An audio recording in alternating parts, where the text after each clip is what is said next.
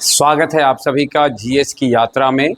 हम हैं आपके बीच में उपस्थित करेंट अफेयर्स के डेली टॉप 10 के साथ। डेली टॉप 10 अर्थात कि 10 सवाल प्रत्येक दिन का आपके बीच में रहता है। और आज हम पहले सवाल की चर्चा करें। इससे पिछले दिन हमने एक सवाल आपसे पूछा था, वह कौन सी टीम है जिसने हाल ही में T20 क्रिकेट में T20 इंटरनेशनल क्रिकेट में 300 के आंकड़ा को पार किया है।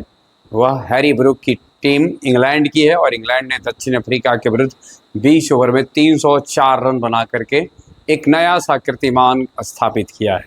अब हम चलते हैं आज के सवाल पर। आज का पहला सवाल आपके सामने है, किस राज्य में पल्लास बिजली का पहला फोटोग्राफिक साक्ष्य पाया गया है? आपको बताना है कि किस राज्य में पल्लास बिजली का पहला फोटोग्राफिक साक्ष्य मिला है। विकल्प आपके लिए बिहार, हिमाचल प्रदेश, अरुणाचल प्रदेश, उत्तर प्रदेश।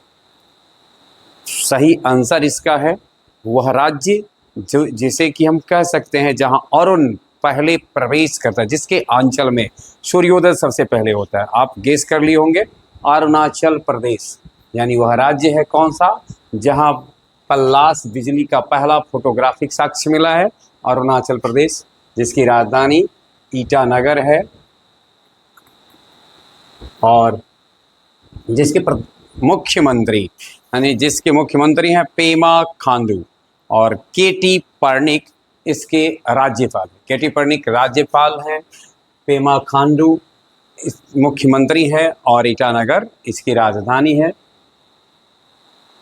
थोड़ा सा हम नज़र डालते हैं इससे जुड़ी कुछ और जानकारी पर। 20 जनवरी 1987 को ध्यान में रखना है आपसे, अगर पूछा जाए कि अरुणाचल प्रदेश को पूर्ण राज्य का दर्जा किस वर्ष दिया गया था, तो अरुणाचल प्रदेश को पूर्ण राज्य का दर्जा दिया गया था 20 फरवरी 1987 को। 20 फरवरी 1987 को अरुणाचल प्रदेश भारत में का पूर्ण राज्य का दर्जा प्राप्त किया और वह 53वां संविधान संशोधन था। कई सवाल इससे पूछते हैं। 53वां संविधान संशोधन था, वर्ष था 1987 और 20 फरवरी को पूर्ण राज्य का दर्जा मिला। अरुणाचल प्रदेश में 8,146 करोड़ रुपए की टीटो 11 जल विद्युत परियोजना को मंजूरी दी गई है। 8,846 करोड़ रुपए की टीटो 11 जल विद्युत परियोजना को मंजूरी दी गई है। अरुणाचल प्रदेश के पर्वतारोही कबक यानो ने माउंट किलिमंजारो पर सफलतापूर्वक चढ़ाई की है। दुनिया की सब जो बड़ी चोटियां हैं उन चोटियों में जैसे अपने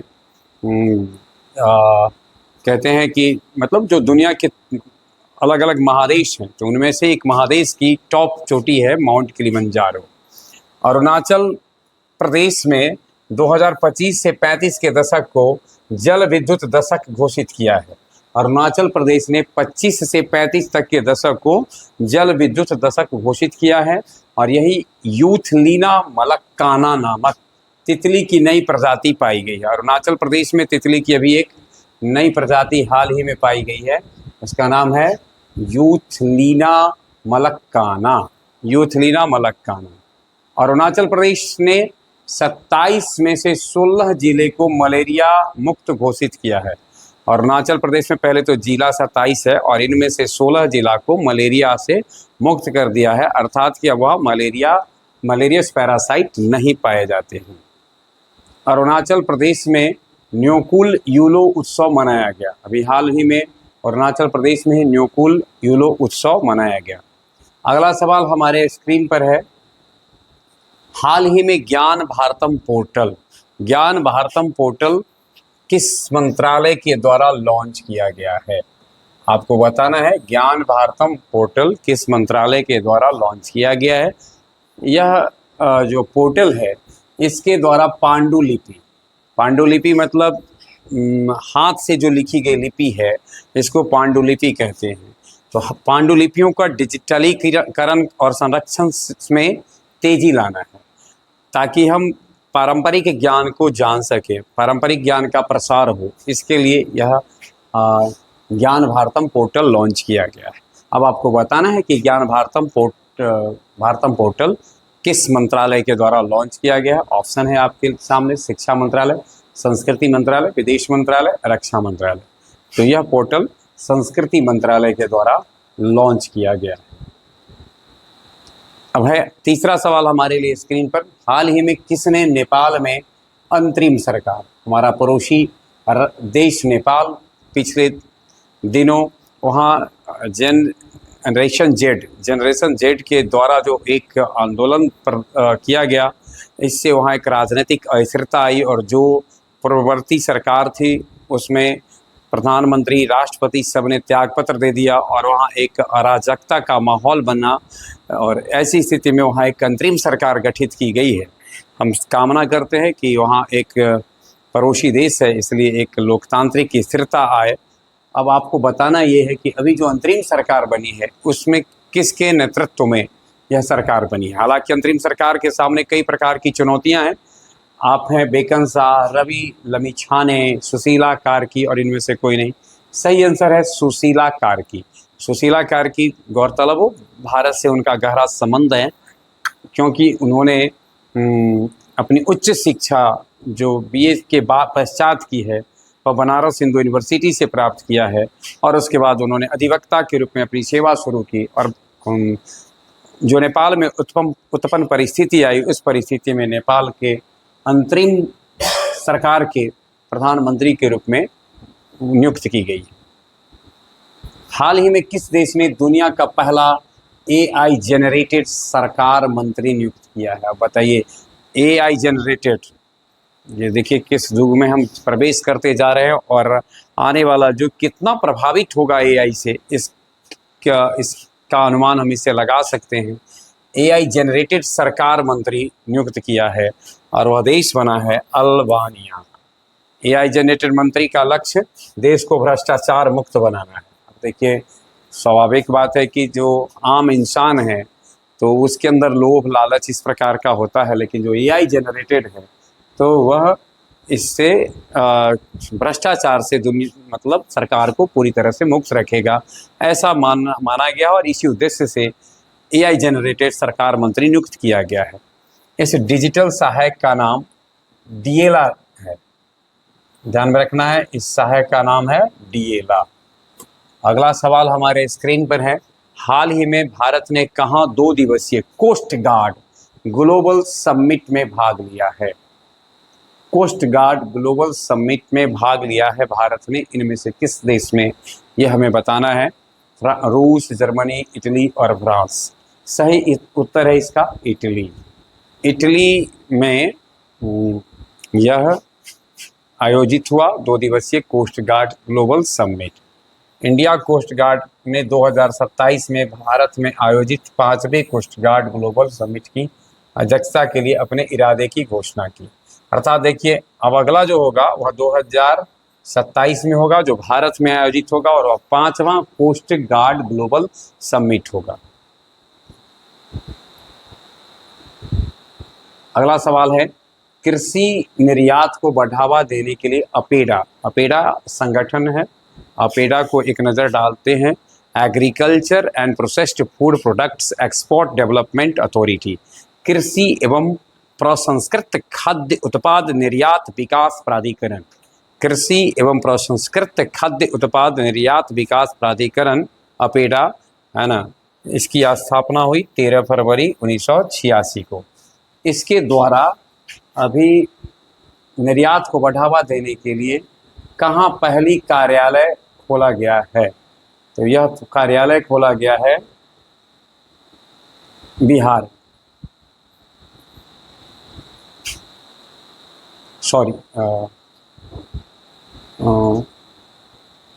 बिहार में खोला गया है और इसको अपेडा के पहले क्षेत्रीय कार्यालय को पीयूष गोयल ने इसका उद्घाटन किया, इसका शुरुआत किया है।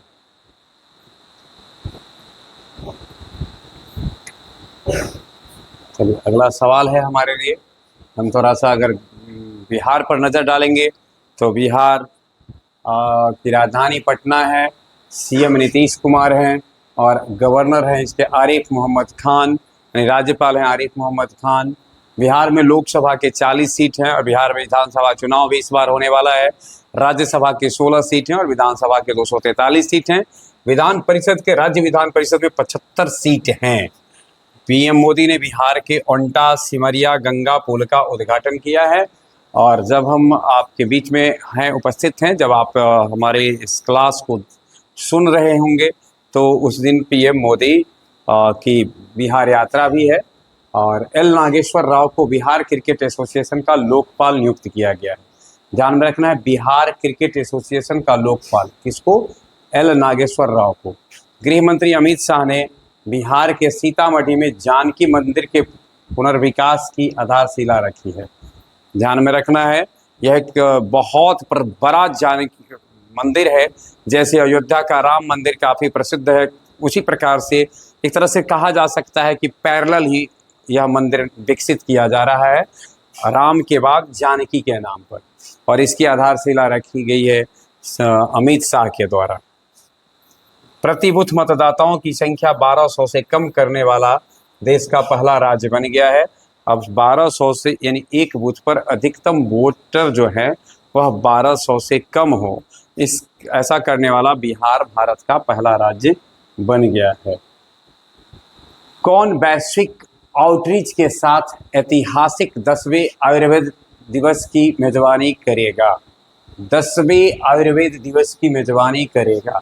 तो सबसे पहले तो हम यह जान लें कि इसकी मेजबानी करने वाला राज्य कौन है। ऑप्शन जो है हमारे सामने, सॉरी राज्य नहीं बल्कि जगह, जहाँ कहाँ इसकी मेजबानी होने, पुणे, हरिद्वार, गोवा, पटना। तो इसमें गोवा में इसकी मेजबानी होनी है।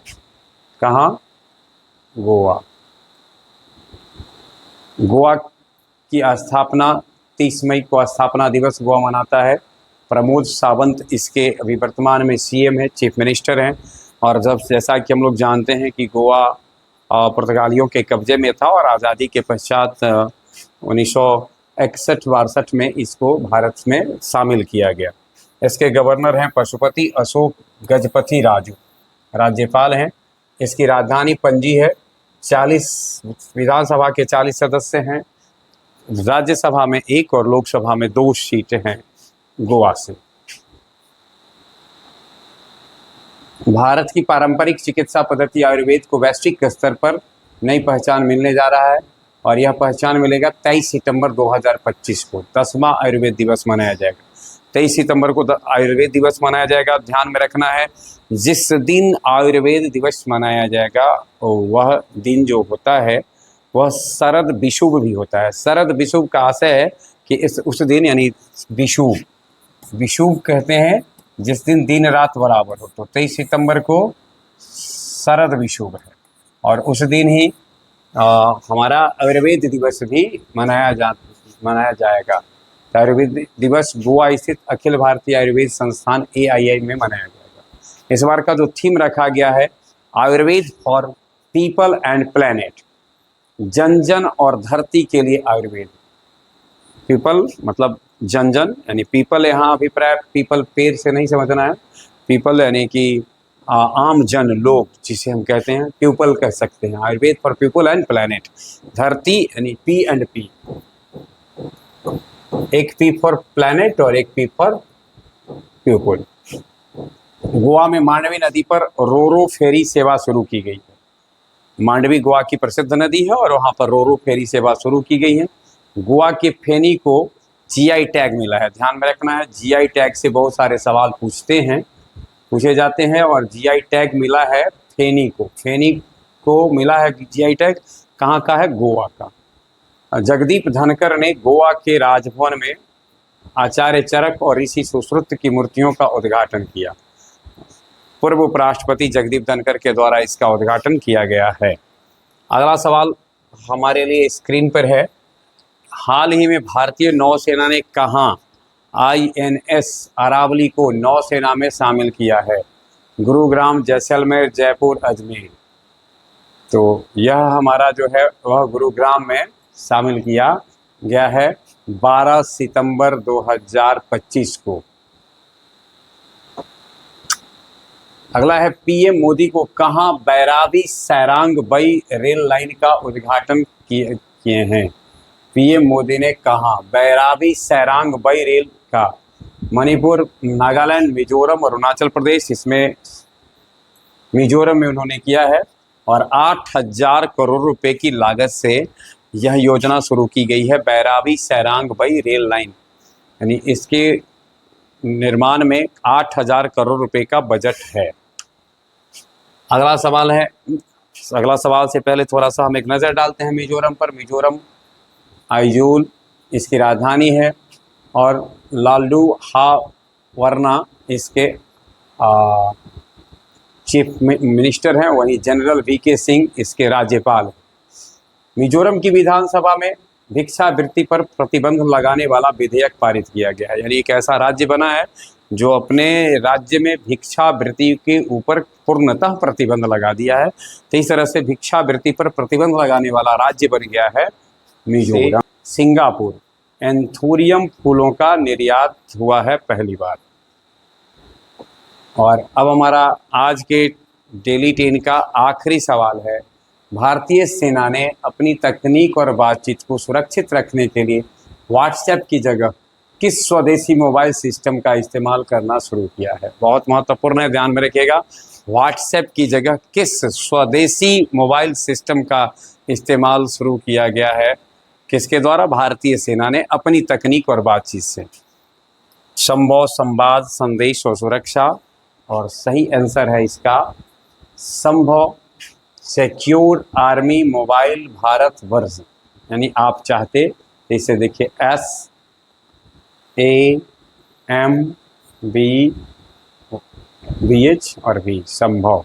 यानी भारतीय सेना ने अपनी तकनीक और बातचीत को सुरक्षित रखने के लिए जो secure army mobile Bharat version. ये था आज का टॉप 10। हम आपके बीच में उपस्थित होंगे फिर अगले दिन। बहुत बहुत धन्यवाद।